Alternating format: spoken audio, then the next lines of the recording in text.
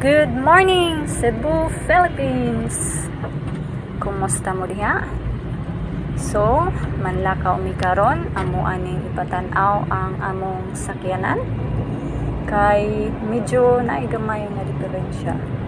So, mas maayo nang matanaw daan, ma-fix daan sa dili patamag laag-laag. So, nakalimot siya asa to dapita. Ugmay na lang kay nahinumduman ako nga sa lipata Minglanilla to dapit. Ug karon gigamitan ako Waze up. So, para largo-largo ta sa tong adtuan, di ta magkatuyok-tuyok. Okay, so today is another day para mahuman na mo niya mong lakaw. So, mao ni left lane must turn left. Ano pug kagid ning Waze nga lisod-lisoron man ta nga pwede man gid unta diretso. Na kinahanglan mag-amping gid ta, maghinay gid ta kay expire na ra ba niya tong registration sa atong sakyanan. Agoy. Hinay gyud, hingay. Sao na lang na kinahanglan nato ning mapa-register, ma-renew og utro. So, mao na adto meron sa lipata Mingla kay parang ma-fix niya mo sakyanan og ma-renew ni ang registration sa mo ang multicab. So, hinay lang lalang kay magpahipi ra ba na kanang uban diha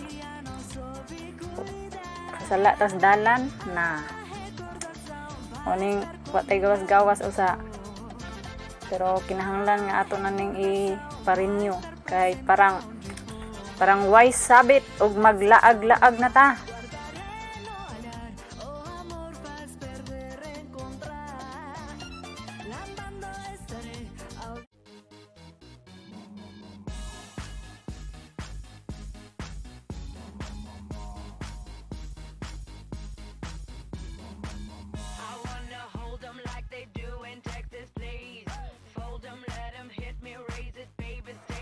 This white car wants to go first.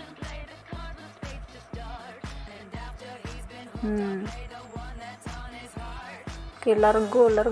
Sunod. Lahos. Libre.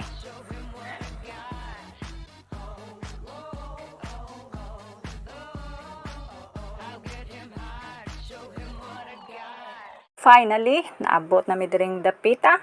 So, gisultihan na ni Goods kung unsay mga diferensya nga iyang nasinati sa sakyanan. Og mauna ni mag-taxi na mi ani. So, mag-taxi. My best friend is air conditioning us.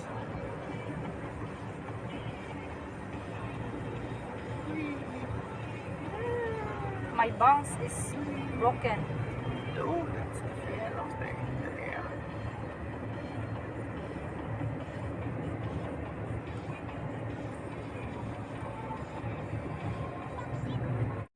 So, gutom na kayo mi. Order din mi pagkaon. O ang among pagkaon is medyo lahi na pang kuanan ni, pang tiniguang na kay lugaw, murag lugaw. Pero lami gyud ni siya. So, di ka mahayan.